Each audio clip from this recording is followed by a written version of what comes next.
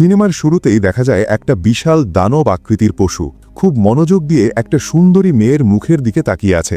মেয়েটাকে এসে নিজের হাতের তালুতে তুলে রেখেছে। ওই মুহূর্তে মেয়েটার চোখে ভয় ছিল না, বরং তার সৌন্দর্য দেখে দানবটার মন গলে গিয়েছিল। আর সেখান থেকেই শুরু হয় এক ট্র্যাজেডি, যা মৃত্যুর চেয়ে কোনো অংশে কম নয়। কিন্তু কেন এমনটা হলো, আর কে এই দানব, চলুন জেনে নেওয়া যাক। গল্পটা শুরু হয় ১৯৩৩ সালের আমেরিকা থেকে। তখন আমেরিকাতে চলছিল গ্রেট ডিপ্রেশন বা মহামন্দা। মানুষের হাতে কোনো কাজ নেই, খাবার নেই, অবস্থা এতটাই খারাপ যে মানুষ না খেয়ে দিন কাটাচ্ছে। ডাস্টবিনের খাবার খাওয়া তখন বিলাসিতা মনে হতো। হাজার হাজার মানুষ কাজ হারিয়ে আত্মহত্যা করছিল।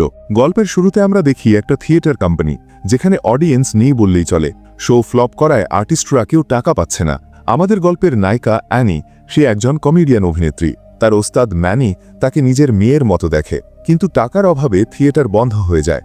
ম্যানি অ্যানিকে বলে হাল না ছাড়তে। সে বিশ্বাস করে অ্যানি একদিন অনেক বড় নায়িকা হবে। এরপর অ্যানি কাজের খোঁজে রাস্তায় নামে, কিন্তু সব জায়গায় রিজেকশন। একটা রেস্টুরেন্টের সামনে দাঁড়িয়ে সে লোভাতুর চোখে খাবারের দিকে তাকায়, কিন্তু পকেটে কানাকড়িও নেই। অন্যদিকে গল্পের আরেক চরিত্র কার্ল ড্যানহাম। সে একজন ফিল্ম ডিরেক্টর, কিন্তু তার ইনভেস্টররা তার ওপর ক্ষেপে আছে।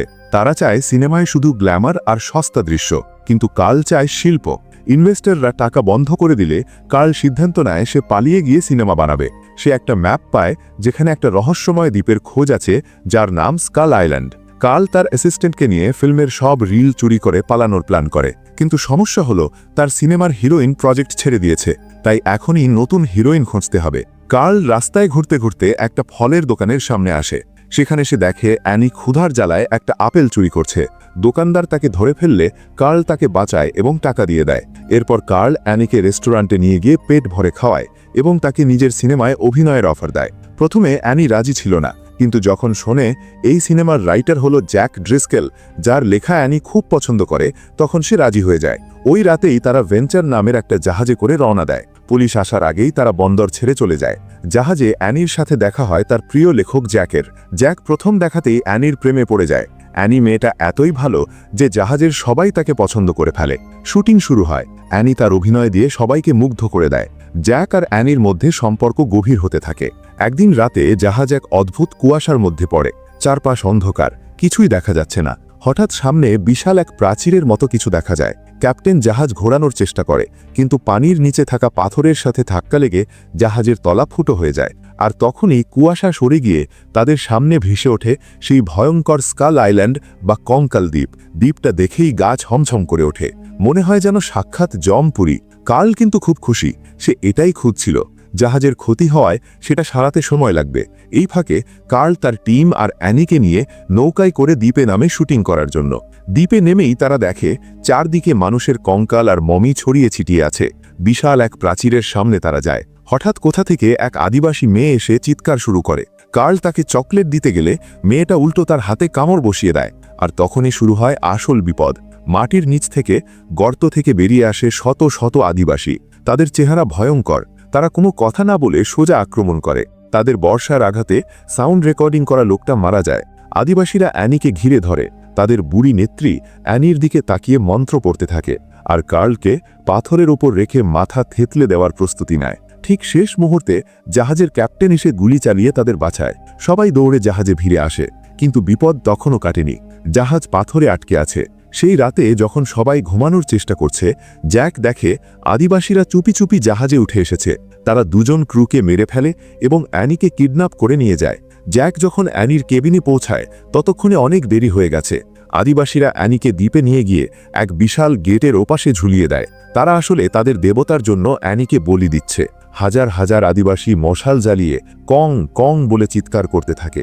তাদের চিৎকারে পুরো দ্বীপ কেঁপে ওঠে, আর জঙ্গল থেকে বেরিয়ে আসে এক বিশাল লোমশ হাত। অ্যানিকে মুঠোয় পুরে নিয়ে অন্ধকারের দিকে মিলিয়ে যায় সেই 25 ফুট লম্বা দানব গরিলা, যার নাম কিং কং। জ্যাক আর কার্ল অ্যানির চিৎকার শুনে বুঝতে পারে তাকে ধরে নিয়ে গেছে। কার্ল এই সুযোগে কিং কংয়ের ভিডিও ফুটেজ নেওয়ার কথা ভাবে। ক্যাপ্টেন তাদের 24 ঘন্টা সময় দেয়। এর মধ্যে ফিরে না আসলে জাহাজ ছেড়ে দেবে। জ্যাক, কার্ল আর 15 জন নাবিক অস্ত্রশস্ত্র নিয়ে জঙ্গলে ঢুকে অ্যানিকে উদ্ধার করতে। জঙ্গলের ভেতরে তারা এক অদ্ভুত দুনিয়ায় প্রবেশ করে। এখানে প্রাগৈতিহাসিক যুগের ডাইনোসররা এখনও বেঁচে আছে। প্রথমেই তাদের উপর হামলা করে এক বিশাল শিংওয়ালা ডাইনোসর। অনেক কষ্টে তারা সেটাকে মারে। অন্যদিকে কিং কং অ্যানিকে নিয়ে পাহাড়ের চূড়ায় যায়। অ্যানি ভয়ে আধমরা। সে দেখে নিচে হাজার হাজার মানুষের কঙ্কাল, মানে এর আগে যাদের বলি দেওয়া হয়েছে তাদের কং মেরে ফেলেছে। বাঁচার জন্য অ্যানি হাতে থাকা হাড় দিয়ে কংয়ের হাতে খোঁচা দেয়। কং রেগে তাকে ফেলে দেয়। অ্যানি দৌড়ে পালানোর চেষ্টা করে, কিন্তু কং আবার তাকে ধরে ফেলে। এদিকে জ্যাকরা জঙ্গলের ভেতর দিয়ে এগোতে থাকে। হঠাৎ তারা একপাল বিশাল ব্রন্টোসোরাস ডাইনোসরের সামনে পড়ে। কাল তো মহাখুশি, সে ক্যামেরা নিয়ে শুটিং শুরু করে, কিন্তু হঠাৎ ডাইনোসরগুলো ভয় পেয়ে দৌড়াতে শুরু করে, কারণ তাদের শিকার করতে এসেছে একদল র্যাপ্টর ডাইনোসর। শুরু হয় এক ভয়ঙ্কর ধাওয়া। সরু রাস্তার মধ্যে দিয়ে বিশাল বিশাল ডাইনোসরগুলো দৌড়াচ্ছে, আর তাদের পায়ের নিচে যাতে পিষে না যায় সেজন্য জ্যাক আর তার দলও দৌড়াচ্ছে। এই হুলস্থুল কাণ্ডে কার্লের ক্যামেরা ভেঙে যায়। কয়েকজন নাবিক ডাইনোসরের পায়ের নিচে পিষে মারা যায়। এক পর্যায়ে তারা পাহাড়ের কিনারা থেকে নিচে পড়ে যায়। একটার উপর আরেকটা ডাইনোসর আর মানুষ সব মিলে একাকার অবস্থা। ধুলো আর রক্তে ভেসে যাচ্ছে জায়গাটা। সবাই যখন নিচে পড়ে জ্ঞান হারাচ্ছে, তখনও তারা জানে না যে তারা যেখানে পড়েছে সেটা আসলে নরকের আরেক নাম, কারণ এখানে অপেক্ষা করছে এমন সব পোকা আর প্রাণী যা মানুষের কল্পনাকেও হার মানাবে। কাল তার ক্যামেরা চালিয়ে যাচ্ছে। তার সামনেই কিং কংয়ের সাথে লড়াই বেঁধে যায় সেই বিশাল ডাইনোসরদের। কং জন্মগতভাবেই একজন যোদ্ধা। সে তার শত্রুর চোখের দিকে তাকিয়ে বুঝতে পারে কে তাকে মারতে এসেছে। কার্লের দলের কালো ছেলেটা ব্ল্যাকি কংকে গুলি করার আগেই কং তাকে ধরে পাহাড়ের দেয়ালে আছাড় মারে। বাকিরা গুলি চালালে কং আরও ক্ষেপে যায় এবং একটা বিশাল মরা গাছ উপড়ে নিয়ে তাদের দিকে ছুঁড়ে মারে। কয়েকজন নিচে খাদে পড়ে যায়। ভাগ্যবানরা লতাপাতা ধরে ঝুলে থাকে, আর বাকিরা নিচে পড়ে হাড়গোড় ভেঙে মারা যায়। ঠিক ওই সময় অ্যানি গুলির শব্দ শুনে পালানোর চেষ্টা করছিল, কিন্তু তার সামনে এসে পড়ে এক ভয়ানক দেখতে মাংসাশী প্রাণী, অনেকটা কুমির আর ডাইনোসরের অদ্ভুত মিক্স। অ্যানি প্রাণ ভয়ে একটা বিশাল মরা গাছের ফোকরের ভেতর ঢুকে পড়ে, কিন্তু বিপদ সেখানেই উৎপেতে ছিল। গাছের ভেতর ছিল বিশাল সব বিষাক্ত বিছা আর কেন্ন। তারা অ্যানির গায়ের ওপর উঠে কামড়াতে শুরু করে। অ্যানি যখন বাঁচার জন্য গাছের প্রকর থেকে বের হয়ে আসে, ঠিক তখনই তার সামনে হাজির হয় এক বিশাল টিরানোসরাস রেক্স বা টি-রেক্স, যার মুখে তখনও আরেকটা প্রাণীর অর্ধেক চিবানো দেহ ঝুলছিল। অ্যানি দৌড়ে পাহাড়ের ঢাল বেয়ে নিচে নামে। সে একটা পাথরের আড়ালে লুকানোর চেষ্টা করে, কিন্তু সে খেয়াল করেনি যে পাথরটা নড়ছে। আসলে ওটা পাথর ছিল না, ওটা ছিল দ্বিতীয় টি-রেক্স। অ্যানি যখন ভাবল আজ আর রক্ষা নেই, ঠিক তখনই আকাশ থেকে দেবতার মতো ঝাঁপিয়ে পড়ে কিং কং। সে অ্যানিকে নিজের হাতের মুঠোয় আগলে রাখে। শুরু হয় এক অসম লড়াই। একদিকে একা কিং কং আর অন্যদিকে ক্ষুধার্ত তিনটা টি-রেক্স। কং এক হাতে অ্যানিকে সামলায় আর অন্য হাতে ঘুষি মারে ডাইনোসরদের। একটা টি-রেক্স কংয়ের হাতে কামড় বসিয়ে দেয়, কিন্তু কং থামার পাত্র নয়। সে পাথর দিয়ে সেটার মাথায় আঘাত করে মাথা থেতলে দেয়। লড়াই করতে করতে তারা সবাই লতাপাতা পেঁচানো একটা খাদে পড়ে যায়। শূন্যে ঝুলন্ত অবস্থায় কং নিজেকে এবং অ্যানিকে বাঁচানোর জন্য আপ্রাণ চেষ্টা করে। নিচে গভীর খাদ, একটু ফসকে গেলেই মৃত্যু নিশ্চিত। শেষমেশ তারা সবাই খাদের একদম নিচে পানিতে গিয়ে পড়ে। সেখানেও লড়াই থামে না। শেষ টি-রেক্সটা অ্যানিকে খাওয়ার জন্য ধেয়ে আসে। কং পানির নিচ থেকে উঠে এসে সেটার চোয়াল দু হাতে ধরে মাঝখান থেকে চিরে ফেলে। ডাইনোসরটা মরে পড়ে থাকে, আর কং বিজয়ের গর্বে তার বুকে থাবা দিয়ে বুঝিয়ে দেয় এই জঙ্গলের রাজা একমাত্র সেই। এরপর কং অ্যানিকে তার কাঁধে তুলে নিয়ে সেখান থেকে চলে যায়। অন্যদিকে কার্ল আর জ্যাকের দলের যারা বেঁচে ছিল তারা গিয়ে পড়ে সেই খাদের তলদেশে, যেটাকে নরকের পোকাদের আস্তানা বলা যায়। সেখানে কাদা আর পানির মধ্যে কিলবিল করছে হাজার হাজার জোক, কাঁকড়া আর অদ্ভুত সব পোকা। তাদের দলের বাবুর্চি কুক লাম্পি, যে কিনা খুব সাহসী ছিল, তার উপর আক্রমণ করে এক বিশাল কৃমি বা কেঁচো জাতীয় দানব। প্রাণীটা লাম্পিকে আস্ত গিলে খেতে শুরু করে।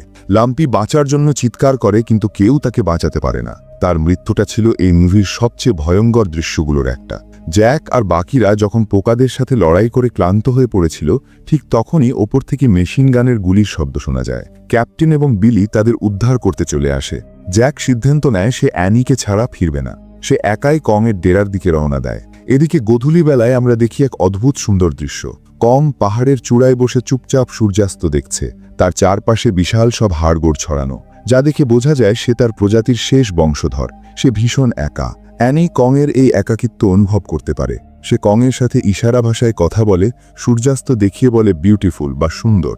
কং হয়তো ভাষা বোঝে না, কিন্তু সে অ্যানির মনের ভাব বুঝতে পারে। সে আলতো করে অ্যানিকে তার বুকের কাছে ধরে রাখে।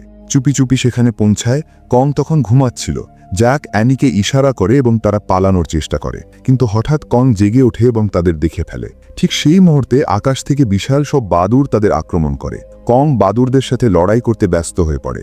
আর এই সুযোগে জ্যাক আর অ্যানি একটা বড় পাখির পায়ে ঝুলে সেখান থেকে পালায় এবং নদীতে ঝাঁপ দেয়। তারা কোনো মতে সেই বিশাল প্রাচীরের গেটের কাছে পৌঁছায়, কিন্তু গেট খোলার আগেই কং সেখানে চলে আসে।